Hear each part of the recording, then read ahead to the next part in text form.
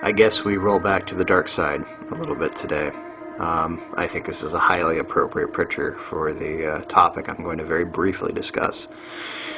We get a lot of questions regarding why drinking human blood, and we have a lot of videos that get shared with us that pretend to give out the answer on this.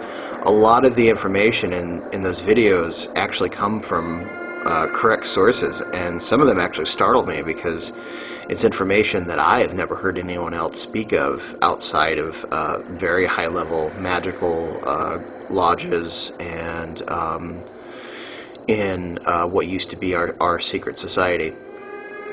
So I was startled to hear some of it. So someone out there definitely knows what they're talking about. Unfortunately, they are just chopping it up and putting it through a word processor, and the way it comes out is so contrived that it can't even be considered correct anymore. But a lot of the information that they were giving was stuff that most people would never know about. So I'd be curious what their source is. The question is, of course, why do they drink human blood? And let me give you a very quick, in the way that I do quick, answer to that. One, many of the, well, I shouldn't say many, the reptilian race as a whole and many of the other alien races that have visited this planet find that human blood, because it is full of glandular secretions, is very intoxicating. It's like the equivalent of wine to us, our blood is to them. Especially the reptilian race. They find a unique and distinct pleasure from drinking it, and it is almost like a drug to them. I have heard tell that there's a few other alien races like the Greys and a few others who actually prefer the direct glandular secretions, especially from the pituitary gland. Now, the pituitary gland for us is where our DMT is stored. So every time that you dream, when you were born and at the point of death, the brain is saturated with the pituitary chemical DMT, and that's how you get those amazing visions. And those visions only come to be because they are directed by the vibrational correspondence around them. So we can actually ingest DMT and have incredible experiences. Those alien races that, like our pituitary glands, do it for the very same reason. The reptilians enjoy the blood because of all the vast chemical and biological functions that pass through it. All our energy and food that we've eaten, and in some cases even our memories, are stored in our blood. The reason that humans, or especially the Illuminati and very dark occult groups, and even idiots who don't know why and who are just sort of practicing the act of drinking blood because they're stories of vampires, which maybe one day I'll do a video about what a real vampire is, and believe me, no one will really want to be it. It's more of a energetic astral thing than a physical, but it does manifest. So keeping in mind with that, wow, my allergies are really bad today. Keeping in mind with that, if the reptilian race can get humans to drink blood, they've won those humans for life. It was much in the same way if they could convince us to give up our children for sacrifices.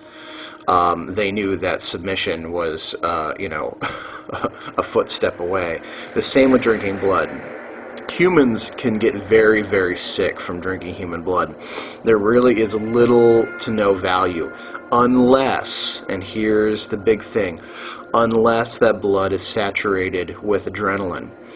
Now, what they usually will do, now I have to say I've never been there, I've never seen it, although without going into too much detail, when I was in South America, I saw the aftermath of something that could have very well been this. They use a lot of torture, a lot of humiliation, a lot of scare tactics to get the individual who they're going to be drank from, usually a woman They don't like particularly tough or aggressive men because the adrenaline doesn't seem to flow as much, and they don't want to fight on their hands. They usually love to have children because they don't have to drug them, and children are very susceptible for the kind of treatment that they're about to receive. They generally will dress up in the scariest fashions they can do, make very loud noises, scream, run around like animals, chase them, cut them, do horrible things to them to get as much adrenaline in their body as possible. And when they are ready, they don't kill the child or kill the person first. They just immediately plunge something deep enough to pierce the skin and just begin drinking. And it's such a horrible experience for this child that the spirit or soul is locked into a state of confusion and doesn't know where to go. And generally, if they're the blackest of the black type of magic, they'll steal that soul and put it to work. There is processes that actually allow that to happen for a time. I mean, the soul eventually does move back to where its origins are, back to the Prime Creator, but for a time, that soul can be lost, traumatized, and trapped. The blood, however, then is saturated with adrenaline, and I have been given pure adrenaline before, and I can tell you, wow, what an experience. The fact that they are warped in the brain and are drinking human blood laced with adrenaline, from what I have been told by a very disgusting human being that I know, I can't say I know for sure, but I would not be surprised if the story he told me is true, creates a vision of white light in their minds, and a feeling of absolute bliss that is better than any other drug, apparently, that is around. And in my younger days, I experimented a lot and found some really great drugs. So that is really at its core of why humans do it. Now, they believe that it opens up certain energy pathways and gates, which it probably does, but to extremely and horrible dark places. That's the whole thing about vibration, though, is that the acts that you commit and the thoughts that you have will attract spiritual entities that are likewise to those energies. And so this group that, or these groups, especially the Illuminati, who practice this seasonally, who do this a lot, are surrounded by beings that approve of this kind of behavior. So you're talking about Transplatonian beings, you're talking about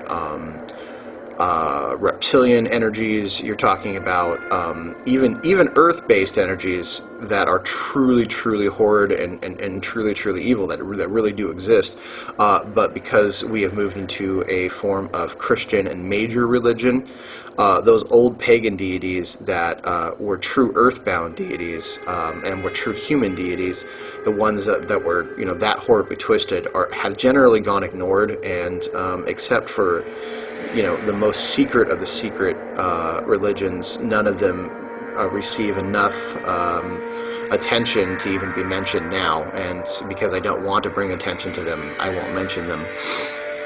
So that is the whole thing about drinking the blood.